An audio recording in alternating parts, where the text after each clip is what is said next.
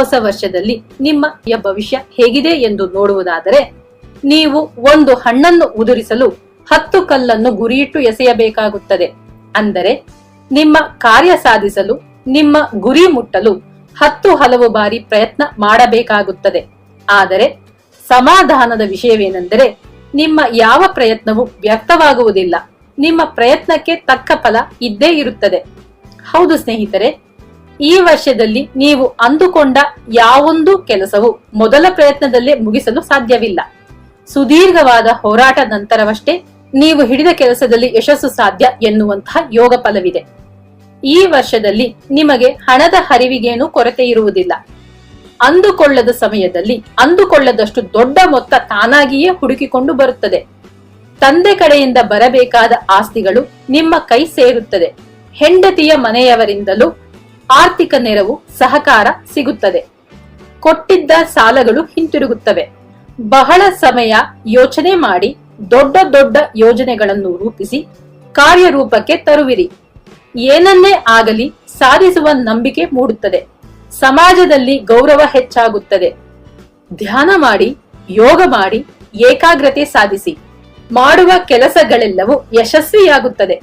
ಮುಂದೆ ನಿಂತು ಶುಭ ಕಾರ್ಯಗಳನ್ನು ಮಾಡುವಿರಿ. ವ್ಯಾಪಾರಿಗಳು ನಿಮ್ಮ ವ್ಯವಹಾರ ಚಾತುರ್ಯದಿಂದ ಹೆಚ್ಚು ಲಾಭ ಗಳಿಸುವಿರಿ.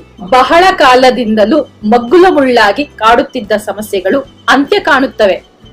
ಉದ್ಯೋಗಸ್ಥರಿಗೆ ನೌಕರಿಯಲ್ಲಿ ಸಣ್ಣ ಪುಟ್ಟ ಕಿರಿಕಿರಿಗಳಿರುತ್ತವೆ.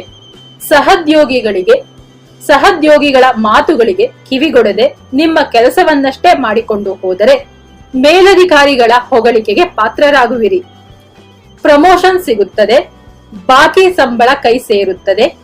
ಪೈಪೋಟಿ ಸ್ಪರ್ಧೆಗಳಲ್ಲಿ ಗೆಲುವು ಸಾಧಿಸುವಿರಿ. ಆಸಕ್ತರಿಗೆ ವಿದೇಶ ಪ್ರಯಾಣದ ಯೋಗವಿದೆ. ವಿದ್ಯಾರ್ಥಿಗಳಿಗೆ ತಾವು ಬಯಸುವ ಕೋರ್ಸ್ಗಳಿಗೆ ಪ್ರವೇಶವನ್ನು ಪಡೆಯುತ್ತಾರೆ.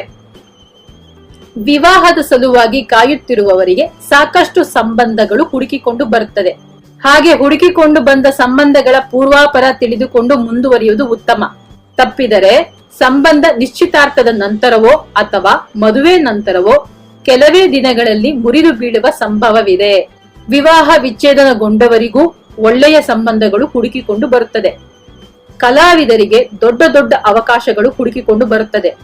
ನಿಮ್ಮ ಪ್ರತಿಭೆ ದೊಡ್ಡ ಪ್ರಮಾಣದಲ್ಲಿ ಅನಾವರಣಗೊಂಡು ಮಾಧ್ಯಮಗಳ ಅಭಿನಂದನೆಗೆ, ಪ್ರೇಕ್ಷಕರ ಮೆಚ್ಚುಗೆಗೆ ಪಾತ್ರರಾಗುವಿರಿ. ಯಾರಿಗೂ ಜಾಮೀನು ಹಾಕಬೇಡಿ. ಹೊಸದಾಗಿ ಪರಿಚಯವಾದವರಿಂದ ಮೋಸ ಹೋಗುವ ಸಾಧ್ಯತೆ ಇದೆ. ಸಂಬಂಧಿಕರೊಂದಿಗೆ ಹೆಚ್ಚು ಸಲಿಗೆ ಬೇಡ. ನಿಮ್ಮ ಗುಟ್ಟುಗಳನ್ನು ಯಾರೊಂದಿಗೂ ಹಂಚಿಕೊಳ್ಳಬೇಡಿ. ಅದು ನಿಮ್ಮ ಪಾಲಿಗೆ ಮುಳ್ಳಾಗುವ ಸಾಧ್ಯತೆ ಇದೆ. ಮಾಡಬೇಕಾದ ಮುಖ್ಯವಾದ ಕೆಲಸಗಳನ್ನು ಯಾರಿಗೂ ವಹಿಸದೆ ನೀವೇ ಮಾಡಿ. ಯಾವುದೇ ಕಾಗದ ಪತ್ರಗಳಿಗೆ ಸಹಿ ಹಾಕುವಾಗ ಕರಾರುಗಳನ್ನು ಸಂಪೂರ್ಣವಾಗಿ ಓದಿ ಕೂಲಂಕುಷವಾಗಿ ಪರಿಶೀಲಿಸಿ ಸೂಕ್ತ ಎನಿಸಿದರೆ ಮಾತ್ರ ಸಹಿ ಮಾಡಿ.